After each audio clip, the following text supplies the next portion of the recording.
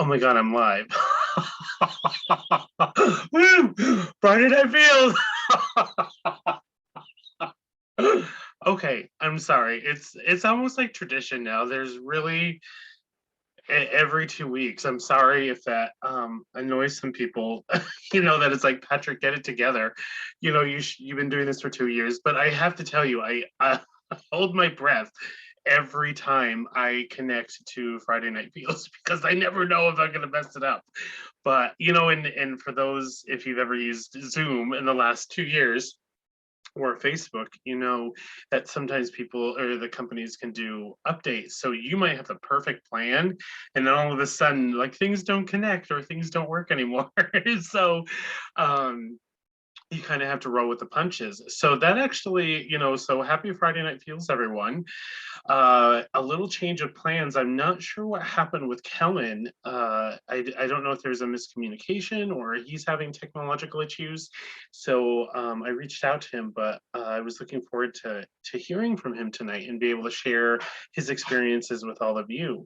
And it was interesting. I reached out to some friends of mine saying, all right, so I mean, let's be filter free here because it's Friday Night Feels. It's one of those moments, a really big learning opportunity for me. And I just kind of want to share a little bit of it with you of, what we're doing. What I learned through Friday Night Feels is every week, every time I do it, I learn, I grow, I make a ton of mistakes. And it's one of those things where, when you find your journal or your diary from fifth grade and you're like, oh my God, how did I ever sound that dumb? Or how did I ever see the world that way?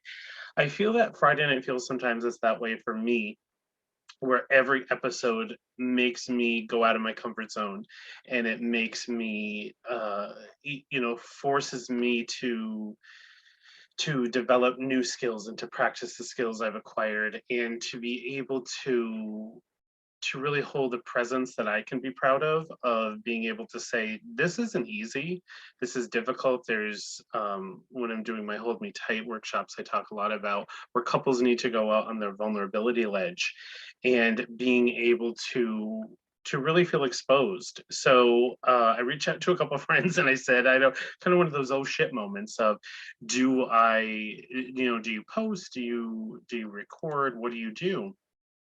So what I've learned in everything, especially in the coaching world and marketing and business, is, you know, do something that's going to challenge yourself. So I decided to go live just to say hello for anyone who's out there in Facebook land. Um, for myself also into practice, and just to connect, because this is something, and I talk about this every Friday Night Feels. This was something that I created when everything was really shut down with COVID. And it's really become an important part of my life, personally and professionally, because it lets me connect to people. And I think that was, I have that conversation with people, is we still have to remind ourselves that we're still in a pandemic, that it's still happening, it's still ongoing. And the last 2 years have been really horrific in so many different areas.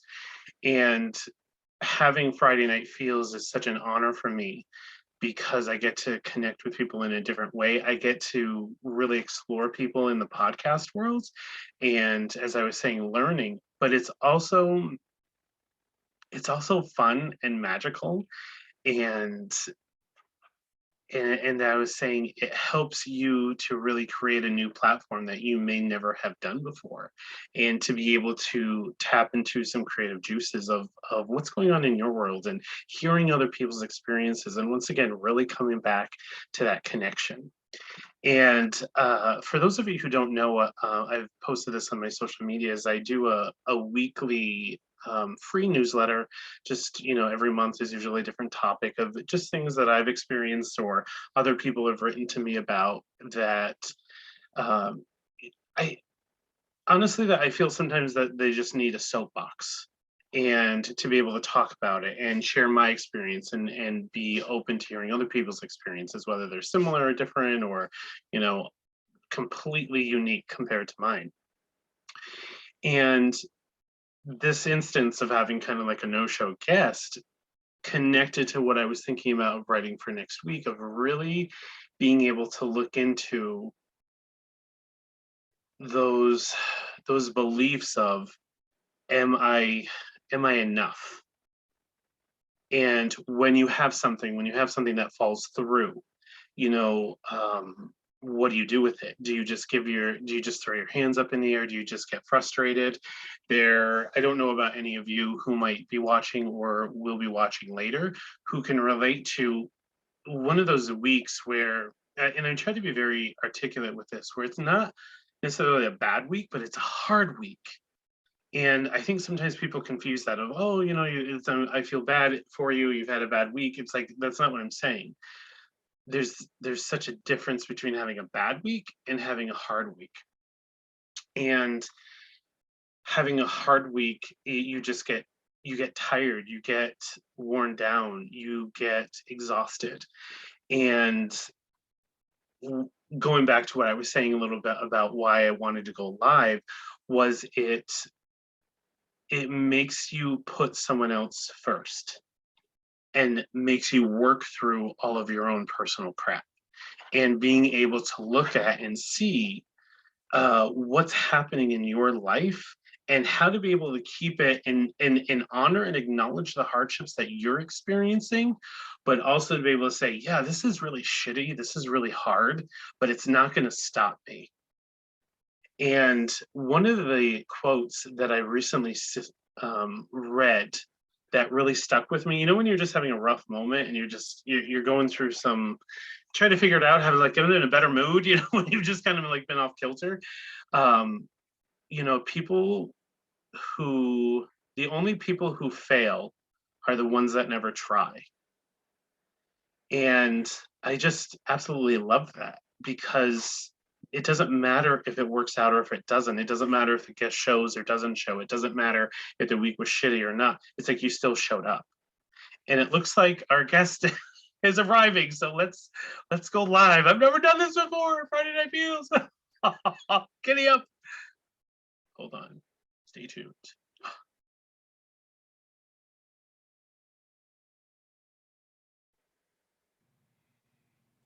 Hello. Hi, I am so sorry I was late. I was recording a script for a video and I just lost track of time, and I looked up and saw it was quarter after and had a heart attack. Do you need medical assistance? No, I'm good. I am just so rude. I apologize for being Hey, so rude. that's okay. I actually decided we're actually live, which is something a little different, because normally, you know, I wait until we're on the same page. But I guess it's a whole new adventure, right? And you're a catalyst. I am So a catalyst and I love it, and I'm okay that we're live, so I'm apologizing yes, to your I live. love I it. was 15 minutes late and made him sit here and wonder where the heck I was. So here we are. Well, no, and what I said to the audience was, you know, I've had my fair share of technology issues, so I'm just hoping that everyone's okay and safe and sound. So We were I'm glad okay. you We made were it. safe. We were sound. And there's no techno babble. I was busy recording literally a video script for a motivational YouTube video that I'm shooting. And Oh my gosh, that's it'll so be done in a exciting. week or two. Yeah. And I'm going to create original music. It's about 35 minutes long, and it's called You Own Your Life. Ooh, Or Your Life is Yours, I actually think is what I'm going to use. Your Life is Yours. And it's a 5-part script, and it's 35 minutes long. And it took me longer than I thought. And so here I am apologizing. okay. Hey, I'm glad you made it. It's so nice to connect with you. Do you want to kind of introduce yourself a little bit and kind of share a little bit? I mean, I didn't get to that point, so if you want to jump in. I'm Kellan Fluckiger. I live in Edmonton, Alberta. This is not what it looks like outside. This is the summertime. We have perma snow on the ground and will till April sometime. Starts snowing in November and snow till then. But this is a nice, beautiful background I have. I am here on this podcast because I love spreading the message of hope, recovery, and possibility. And the Kellen you see before you, if you saw me 15 years ago, you wouldn't even recognize. Wow. So tell us a little bit. So I can just share a little bit of the bio that you sent me, is of going through decades of depression, addiction, life-threatening illness, and a near-death experience. Kellen has become the ultimate catalyst to help motivated people melt barriers, move mountains, and mobilize superpowers to achieve their true desires. As a, did you want me? No, keep going. Finish it. Go I'm for very it. inspired, so I kind of want to keep going. Like, Go for it, I dude. I want to show up. Like, I want to be part of this call. I feel as a coach and keynote speaker, Kellen's masterful approach helps people get past old stories, change beliefs, and create a life context to reach even goals that seemed impossible. So it's a very impressive beginning, and thank you. And it's all absolutely true, and it's even more amazing than it sounds. So, melt barriers, move mountains, and mobilize superpowers is as awesome as it sounds. And I don't mean to be weird, but it's No, kind of like that. no, that is literally perfect for Friday Night Feels because we're all about the magic. As you can see, I'm in Arendelle tonight because I'm in northern New York, so we're ice and cold, so I can relate to the Alberta. Um, and just so a little background, we Kellen and I met, connected through Facebook groups, which most of you know. That's how I get to meet a lot of the amazing guests that come on. And having Friday Night Feels, I was just talking a little bit about before you popped on, Kellen, of how it was created, when the COVID pandemic really took over, and there was such a loss in my life of that disconnection and being able to create a show. I really had no idea what I was doing. And as a mental, it was like, I do mental health therapy. I'm a certified life coach. I, do all these different things, but creating a podcast was never in the cards until all of a sudden I said, I guess I'm doing it. And being able to have a platform for people such as yourself to share their experiences of healing, of hope, of resilience is exactly what we're here for. Well, so the story I'm about to tell you is impossible, but I'm going to tell you anyway. Okay. It's outlined in one of the 16 books that I've written called Tightrope of Depression, Oh, My Journey from Darkness, Despair, and Death to Light, Love, and Life, if you want to read details. But I'll just summarize the amazing events of 2007.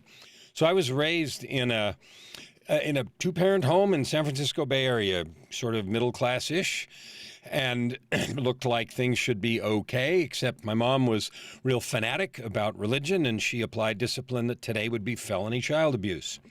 In okay. those days, that was, discipline. And I remember even in high school getting dressed last in the locker room because I didn't want anyone to see I was black and blue, that sort of thing. And Right. beatings were kind of normal. I remember hiding in my room, wondering why I was so awful that I got beat every day. The bottom line of all that was that I grew up not ever talking to anyone, believing that I was fundamentally flawed, and I spent my entire adult life from when I left home at 17 to when I was 52, so 35 years, Mm, trying to prove that I was okay, mhm, to get the approval of my mom, the stamp on the forehead, mhm, approved. And of course, you can't ever get that. But what it did is I lived the roller coaster of depression. mhm, And what that looked like was I knew how to do one thing. I knew how to make money. mhm. So I had big career success. But I had three failed marriages. I was married and divorced three times. I was in and out of rehab. I had various stints in, secret rehab centers and addiction problems and all that sort of stuff. And I was completely out of touch with who I was as a person. I knew how to be whoever I needed to be in the moment or in a role like a method actor. Give me a legend and put on the Armani three-piece and go down and do battle and do whatever I needed to. And when the lights went out and I was alone, I had no idea who I was or what to do. Mhm. So that sort of roller coaster went on for 35 years through ridiculous amounts of money. I would get big positions. I would sabotage him. I worked on the governor's staff in California at one time, and his chief of staff yanked me in the office one day because she was worried that my scandals were going to take down his administration. Mm, That kind of stuff. mhm, So really, really high profile stuff. In 2007, after 35 years of that, when I was 52, I had a divine intervention. And it went like this. It was Friday in August of 2007. I came home from work. At the time, I was single again for the third time. I had four of my 10 children living with me, um, four teenagers. Three were grown up and married, and three were somewhere else. With, I hate to say this, one of my exes. But anyway, I was a single dad for four kids, and I was going to go out and party. I was a $3,000 a week cocaine addict at the time and was making so much money that didn't matter. mhm, And when I got ready to go out on that Friday night, I had the urge to turn on the television. Now, that doesn't sound like anything, except when I went to do it, I realized I didn't know how. I never watched TV and I didn't know how to turn it on. And I had the latest, greatest, cool stuff. The electronics guys had come in and put all this stuff in. I realized I didn't know how to turn it on. So I asked one of my kids, my 16-year-old daughter, she turned on the thing and threw the remote at me and stomped out of the room, dipweed, right? And it landed on a program that I'd never heard of. That wasn't weird because I didn't watch TV. I'd never heard of any of them. But the name of the program was Intervention, which, if you know TV, it's a reality TV show about people who stage intervention for busted loved ones, right? Mm-hmm. And the protagonist was a high-ranking executive with a cocaine problem. And so God. I watched about 10 minutes and I said, yeah, I'm not watching this crap. And I turned it off and I went to do dishes and did a few more things and I was getting ready to go out like right then. It would have been like 3 or 4 days before I came back. And I had to turn the TV back on. Now, this time I knew how. So I turned it back on and that program started over at the beginning. And no, I don't have a DVR, and no, it's not on the schedule, and no, it can't do that. But it did. It scared me. And I'm like, okay, I guess I'm supposed to watch this. So I watched it. It went poorly. The guy yelled at his family, turned down all help, stomped out, and all that bad stuff. Mm-hmm. But it scared me bad enough that I went to bed instead of going out to party. Mm-hmm. And when I went to bed, I went to hell.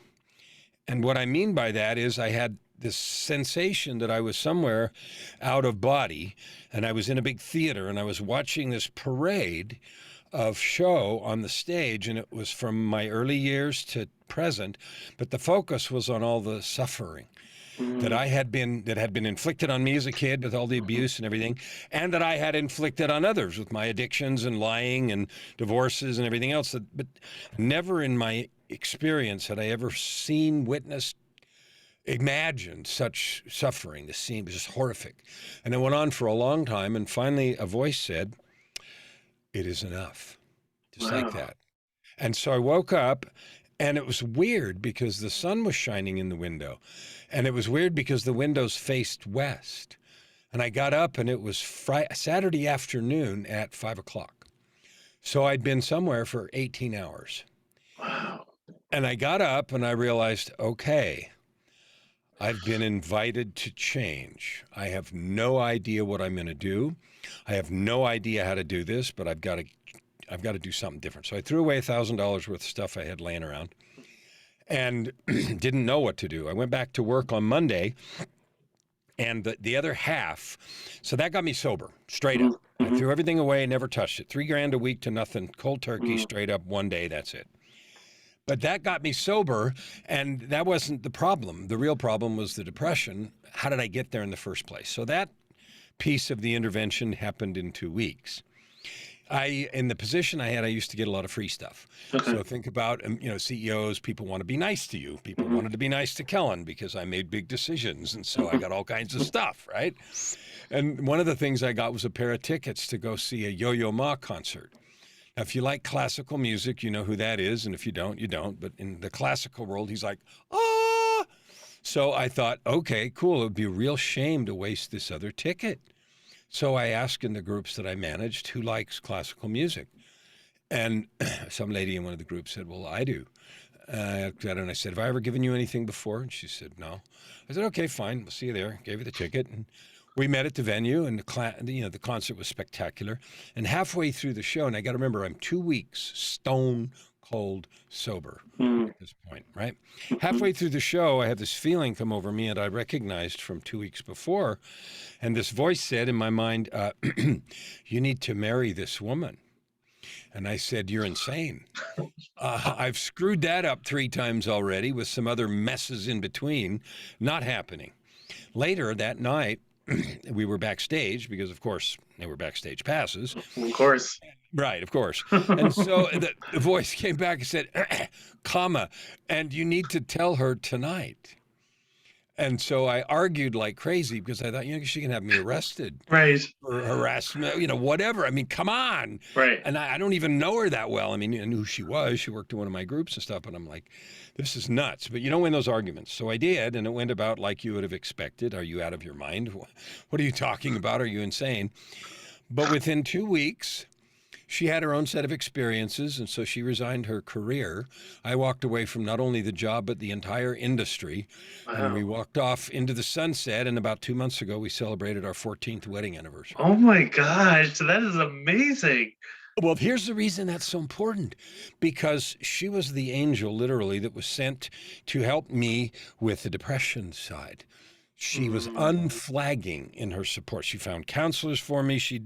The first 3 or 4 years was nuts while I tried to figure out how to be a person. She right. taught me how to be a friend, how to have a friend, how to tell the truth. She taught you love. All of it. Like I had no idea how to be a person, and I'm 52 years old at this Right. point, right? And so between those two things, my life completely changed. Since 2007, I've written 16 books. I've created a coaching practice. I walked away from the energy industry, which I was in, and I've never been back. So if you saw me 15 years ago, you wouldn't even know the person. This is who I am today. That's the Wow. story. That is incredible. I, I mean, I don't know what other word like I know. it it's amazing. And not only did you find love and healing and hope, you're paying it forward to not only help clients, but to help coaches and people become coaches and to hear your story, to be able to pay that forward. Well, people ask me a lot of time, well, what do you do? What do you do for fun or whatever? I only do one thing. I have a commitment right now to help 10 million people discover, develop, and serve with their divine gifts. That's it. So from the first breath in the morning to the last one at night, whether I'm writing, and like I said, I've written a ton of books and I'm in the middle of 6 more, whether I'm coaching groups or individuals, or I'm in a recording studio and I do music also, and I'm pointing over there because it's over there, and no matter what I'm doing, like with Tightrope, I didn't want to just have a book, so I wrote an album of music, 11 songs that tell stories from the book. And then when I got that done, I thought, oh dear, that's not all. Then I wrote the sequel called Down from the Gallows. And then I did an album with this too, in volume 3 of what I promise will not be longer than a trilogy, because I can't stand the idea. We'll be out in January, and that album's half done. So Wow. that's all I do. It's like I'm here to help everybody, no matter who they are or where they've been, understand you're a divine being. Don't be as thick-headed as I was. There's nothing interesting or special about me. I just finally said yes to the 2x4. Mm-hmm. And do you find that people who have suffered with addiction can connect to you?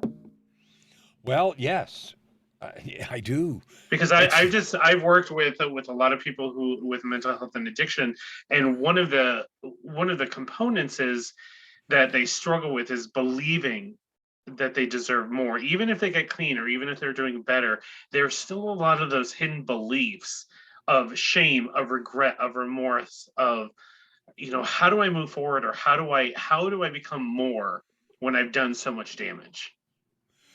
Thank you. It's like we had a meeting before we had this meeting for you to say the right things. The book 16 that I just finished in December, that'll be out at the end of March, the name of the book is Forgiveness, a Mm, journey of courage to a place of freedom and power. And whether you are burdened with rocks of anger or revenge towards someone who unfairly hurt you, or your backpack is full of rocks that are of a different color but just as heavy, of guilt and shame and self loathing for all the hurt and pain and anguish you have inflicted on others as an addict, mhm, or with your lies and unfaithfulness and all the stuff that you did. Forgiveness is still the answer. It mhm, is the only way to get rid of the rocks. All you're doing by carrying around that guilt and loathing and shame is preventing you from being the light and doing the service that you could be, because you're carrying around those rocks. mhm, You're not doing anyone else any favors by carrying them. mhm, mhm. Learn that forgiveness Right. and let us all enjoy your light. Right, right. And I think that's a message that so many people need to hear. And I'm going to share this with you just because, why not? While I was getting ready for tonight, I was contacted by someone else to join Friday Night Feels at some point, who's a forgiveness focused coach. Oh, So cool. it was just, and I didn't know anything like that existed. I never heard of it before. So we're going to connect next week, but how that just blends in perfectly to what you're working on and that we're talking about. I guess forgiveness is the theme of the night. Well, it is. And after you connect with them, I'd love to connect with them. So perhaps tell them about me or whatever, and maybe we can connect. Yep. Because I'm going to run a forgiveness challenge, like a 3-day forgiveness challenge for people after the book comes out. So toward the end of March, 1st of April. And if they're forgiveness focused coach, maybe there's something we could or should do together. That would be Yeah, wonderful. I love that collaboration. It's funny, one of the phrases that I always struggle in my field with people is when they've been traumatized, such as you're saying, like when things have happened to them, and they are told by people they love or they trust, forgive and forget. And to me, I always that always takes a little bit of my breath away, because you can't forget something because it's changed you. And forgiveness, I think, and I'd love to hear your perspective on it. I think people have a really outdated understanding of what forgiveness is. They think forgiveness is, I have to let it go, never think about it again, and welcome you into my home. And the conversations I love to have people of, it's the forgiveness isn't really about them. It's about, like you say, freeing yourself from those stones, from those attachments, because until you do, they have power over you. You've said it perfectly. I have an example I use of that with a dog. We got a dog when he was like born in August, got him in November, so 3 or 4 months old. And on New Year's Eve that year, and this was around the same time, this 2007-8, the New Year's Eve, right after this stuff happened. So Joy. Oh, what I didn't tell you is the woman, my wife. Her name is Joy. Oh, shut Like up. you can't make this stuff up, okay? Oh, I love this. Yeah, okay. So Joy and I had been married 15 minutes, essentially, not really, and we got a dog, right? And the dog was a rescue. It was a very nice, purebred, expensive dog, but the person that had it, something changed in their life and they couldn't keep it anymore. Right. So we had a rescue dog, and just a few months old. And on New Year's Eve, 2007 to 2008, we were roughhousing around the house, and I'd never had a dog before, so I wasn't as careful as I could have been. And the dog bumped a speaker stand, and the speaker fell off and fell on the dog's paw and broke all the metatarsals in the paw. So on New Year's Eve, we're going to the emergency midnight. It's right before midnight, vet, et cetera, et cetera. And they did surgery and did everything they could, but they told us, we don't know if we can fix this right. It's maybe a limp when he grows up, like forever. So sure enough, as the dog got older, when he ran around a lot or when it got cold, he had a limp. Mhm. So here's the reason that ties into forgiveness. A dog, by its very nature, is the most forgiving of all animals.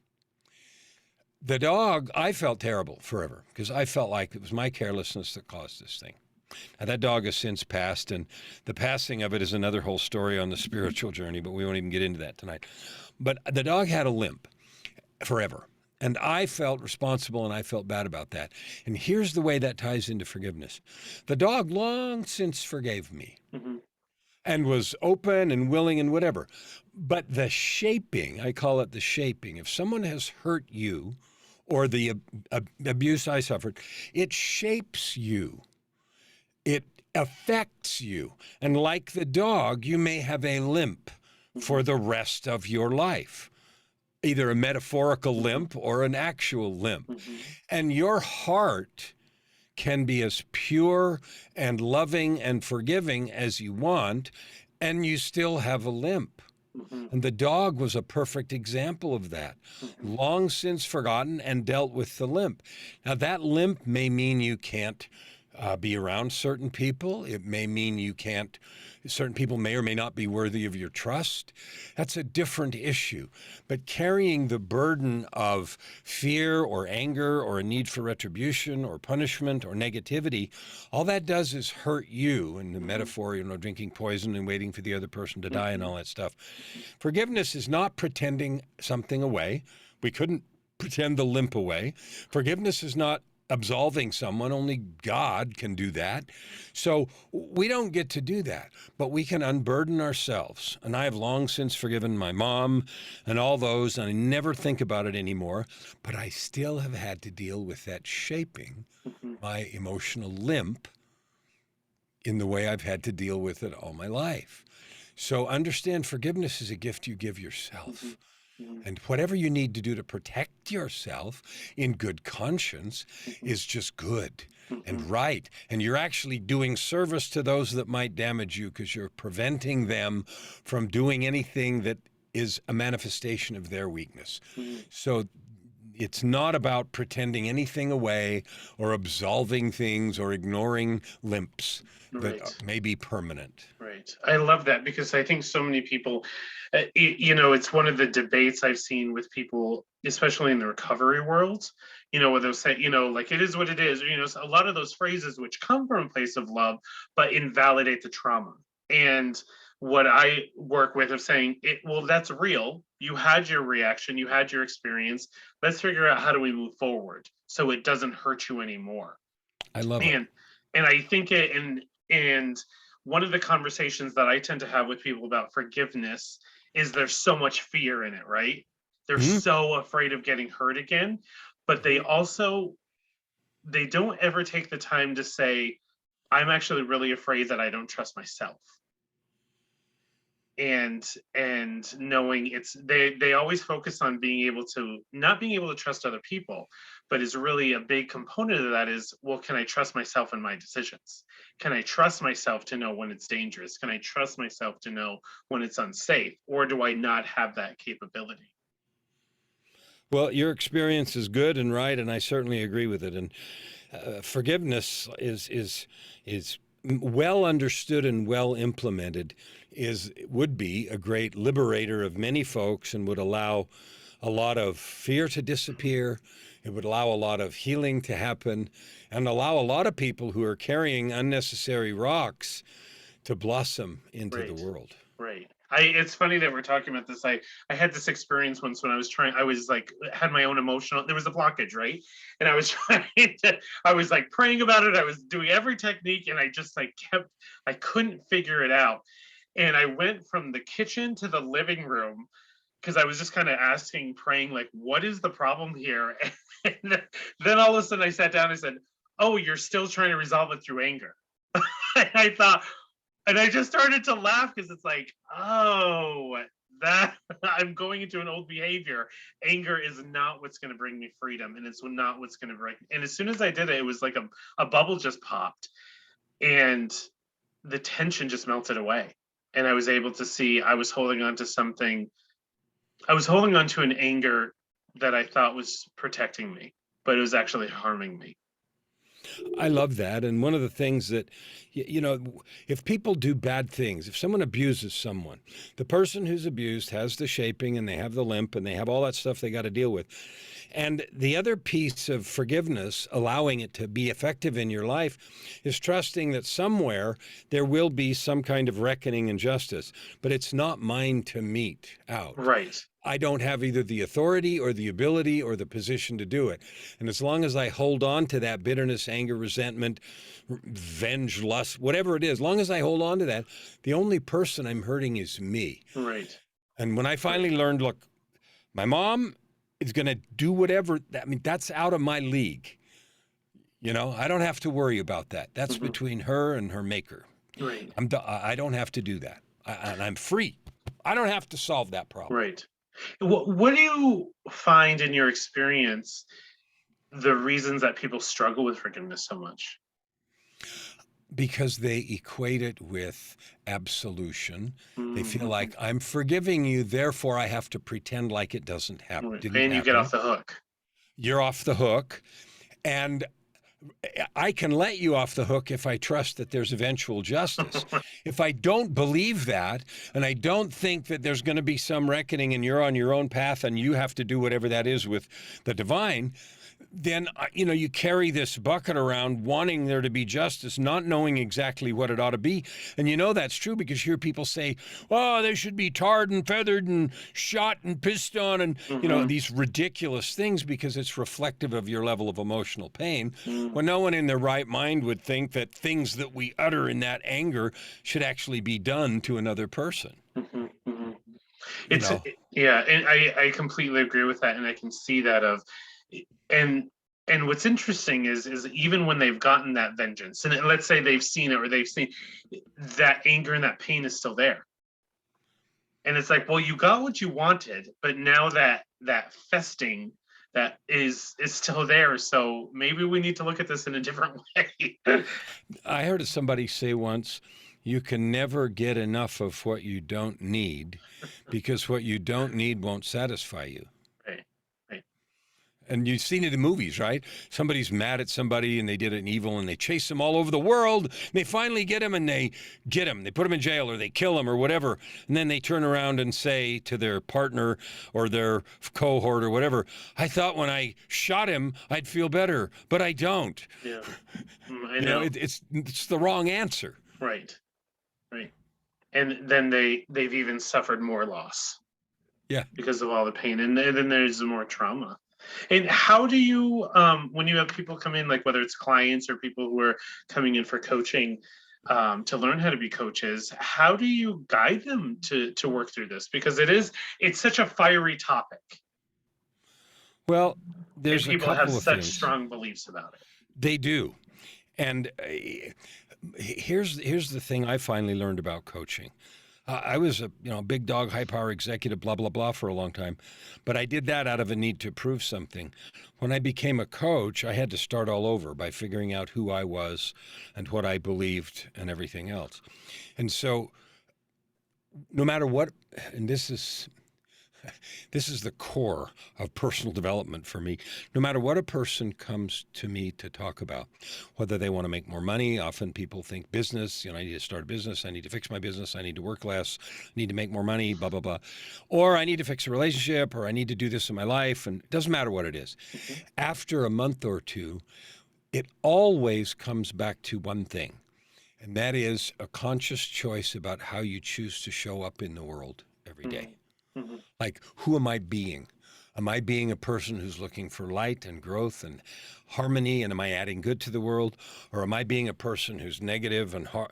So if a person comes in and they're burdened and they're determined to stay married to their stories or their demand for justice or their vision of what the world ought to be and unwilling to explore what I call the view from another mountaintop, and I'll tell you why in a minute, that they have to be willing to explore that opportunity. If they're not willing, as long as I wasn't willing to do that, I couldn't heal. And what I mean by the mountaintop was one of the things my wife, Joy, the magic, the angel did, is she's a very direct person and she talks, that's what she thinks and stuff, but she's very kind. Mhm. And because of my depression, I always had the viewpoint that everything that was wrong around me was my fault. Mhm. And I was responsible for everything, and I should have already understood that and handled it and all that other stuff. So the way we described it between us is I always felt like somebody was sanding my eyeballs with sandpaper, like I felt emotionally attacked all the time. Mhm. And so one day she said something to me, and I took it that she was attacking me, and I said to her, why are you attacking me? She said, I wasn't at all, I just was asking this or that. And I got frustrated, and I said, any reasonable third party that had heard you say those words that you said to me, there's no other way they could interpret them. They could not be interpreted any other way. Like, what else could they Wow, you possibly brought the mean? big guns. Like, what else could they possibly mean, right? And Mhm. she said, well, I didn't mean that. And so I was sitting to ponder, what she said. And here's what happened to me. I used to have season passes to a nice ski resort that I went to every weekend. And there was a lift that went up one side of a valley to a mountaintop. And it overlooked the valley on the right side, and then you skied down that mountain. There was another lift that went up a mountain this way, and it overlooked roughly the same valley, only on the left side of the lift. Right. And it was the same valley from the right side of the left side, but it looked different. Mhm. And as I sat and thought about her question, I changed the language of what I'd said. At first I'd said, "Well, what else could you mean?" And I hold this whole speech Mhm. about if anybody'd heard, they would know that you meant whatever. And I dropped all the drama and I just simply said, "Okay, what else could it mean?" Mhm. Without drama, just what else could it Mhm. mean? And Mhm. then this vision of these two lifts came up in my mind, and it occurred to me, well, wait a minute. There is another mountaintop. Mm. meaning there's another way to look at this valley. And the whole thing just sort of appeared, and the whole framework of all the things that I had assumed that everything just sort of crumbled, because it came to me to understand in that moment there's always another mountaintop. Mm. Mhm. Like there's another way to look at this. There's another lift. There's a view of the valley from the other side. And it changed everything. I thought, holy crap, there is another mountaintop. Oh, what the heck? And then I looked at the words and I thought, well, it could mean this, it could mean that. And when I dropped the drama and had that picture in my mind, it was like, holy shit. I've been living in the lenses that I have. And then I realized, of course, at first I treated it as an indictment. Well, you don't see the world the way it is. You see the world the way you are. And then it's like, well, duh, I only have one set of lenses. I have to see the world the way I am. But Right. the secret was simply learning that there are other glasses. Yes. And it's not a competition. No, it's not. There are other glasses. There are other mountaintops. Yes. Okay. And they're not trying to take anything from yours. Yeah. Just another lift, another view of the valley. Mhm. Did you share that insight with Joy? Oh, I did. Oh, I did. Was she thankful? Oh, yeah. Okay, Yeah. that you were Listen. like starting to hear that she wasn't. This is the woman. She found me one shrink to talk to. She found me all kinds of them, and I burned through a bunch of them. But my favorite guy was one guy that was 10 years older than me. He was in his 70s. He had a long hair, ponytail, ex-biker, ex-drug addict. Oh, by the way, PhD forensic psychologist. Love it. Now, that cat I could talk to. It's like, Right. And so your question earlier, do you connect? Well, yeah, I could talk to him because there wasn't anything I could say that he didn't know. Right. That's amazing. And And so, she found him. Like, I didn't find him. She did the research. so said, is "What am she I-" in the coaching world now since she left the other No, industry? she's my business partner. She's Oh, a degree designer. She handles okay. our website. She runs all of our contractors. She does all of our back end stuff and ClickFunnels and all that stuff that we do, our products, and manages our social media stuff. And she has her own clients. She runs a publishing company Wow. and does publishing of my books and some of our client books. I help people write books and stuff like that. Okay. So if people wanted to reach out to you, like what would they be finding as what you offer? Well, I offer three kinds of. Well, first of all, with a weird name like Kellan Fluckiger, I can't hide. So, if you put my name in on Google, there's thousands of hits, and there's only two of us in the world, and the other one's my oldest son. Oh, Facebook, LinkedIn, it's like I'm there. right. I can't hide. YouTube, all that stuff. So if people work, there's three things. One, there's all the free stuff. I do all kinds of stuff. I started a podcast the same time you did, beginning of the pandemic. That's a funny story, too. March of 2020, Joy gets a call from somebody that knows I do motivational speaking and stuff. Lockdowns are just starting. Cases in Europe are going crazy. We're scared. And maybe for 5 minutes, we all thought, holy crap, this might be Armageddon or something, right? Mm-hmm. All right. So some guy called her and says, does Kellen have a podcast? Because he was looking for something to listen to, right? And we didn't. But she said, yes. And she came downstairs and said, we have a podcast. I love Joy. Yeah. And so I do too. And so I said, okay, so if we're going to have a podcast, I'm going to do it. So I started a daily podcast called Your Ultimate Life, which is a 15-minute daily expression of how to live a life of purpose, prosperity, and joy you create with your divine gifts. And I just recorded this morning, episode 636. Oh my God. That's amazing. So That we missed is a few days when we amazing. moved, but we'll be up to 2 years pretty quick, and that's 730, but we'll get there. And so I plan on doing it forever. It's fun. It's a labor of love, like a podcast is. And I really want to, right now and in front of your listeners, just honor you completely, because anybody that's doing a podcast or anything like it is doing a lot of love. It's a labor of love. It's a lot of work in an effort to add good to the world. And so I want to honor you completely for Thank your you. effort, your energy, and the love that you're bringing to the world and to your listeners. So I thank you. appreciate that. Thank But you. anyway, so the things they have, I have free stuff. I have a podcast with 1 million episodes. I've written 16 books, and I've got 6 more underway. I've gotten music on Spotify and a whole bunch of other places. I put a lot of stuff up on Facebook, and I've got hundreds of videos on YouTube, Okay. all designed to help people create that ultimate life. And that's all free. People that want to coach, I do 2 things. I have 90-day group coaching or situations where people run for at least 90 days trying to get a certain goal. So Okay.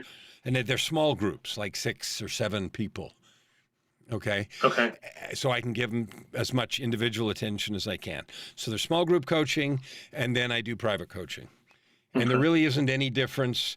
The curriculum of any of the coaching that I do is just based on what a person wants to do. Okay. Like, Eh, Can I, if you don't mind me asking, I'm going to go kind of a little bit different direction because go I for it. love talking to other coaches. I love coaching because in the therapy world, it was historically it's really seen as people who are becoming coaches are trying to do therapy without doing therapy. And that was one of the biggest myths. So during COVID times, I said, I really want to explore this. And I got to meet some coaches, and they've all been amazing. And they are just finding different ways to help people. And then I became certified in coaching. What was, and I love it. And I think it's very different than therapy.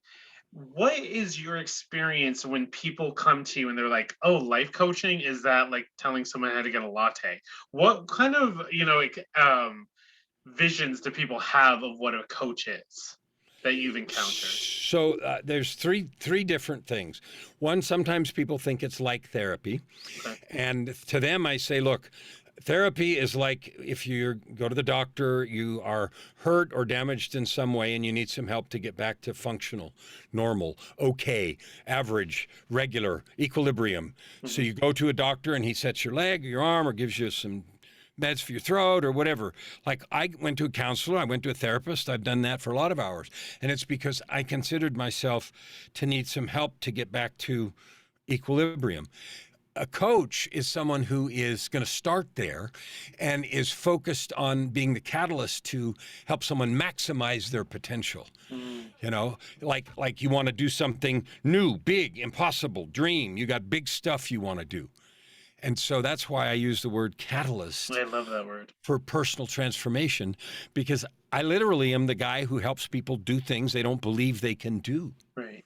And it's That's isn't it that's what I do. it must be fascinating when you're a coach, because I can see it coaching, but in therapy is you can see beyond the blockages and you see what's in there. And I get so excited when I'm working with someone or a couple or a group of, oh my God, you just see the magic in their eyes and in their spirit. They just haven't bought into it yet. They just haven't seen it. Completely love that. So the other confusion happens is the difference between coaching and teaching. Hmm. Teaching is wonderful, and to some extent consulting. Teaching, which I did a lot of in my professional career, teaching is I know how to do something you don't know how to do. So someone might hire me to teach them how to be an audio engineer in the studio. I've run a recording studio for 40 years. I used to run a master class for a local audio engineering school, not here, but when I lived in Phoenix. And they would bring their, graduate students over, and I'd give them a hands-on all day in the studio, showing them how to do different things. And then I'd never see them again. Hmm. So that's teaching, and Hmm. that's wonderful, and it has a place. Information's getting to be less and less valuable because it's mostly free. But teaching has a place. Coaching, on the other hand, is helping someone apply, actualize, do, complete, finish, get over the finish line. I have a lot of fun descriptions for coaching. I call it Hmm. the people encouragement business. I call it the heart refurbishment business. I call it blind spot protection service. I call it anxiety annihilation service. I call it the courage creation service. I call it the motivation mining business.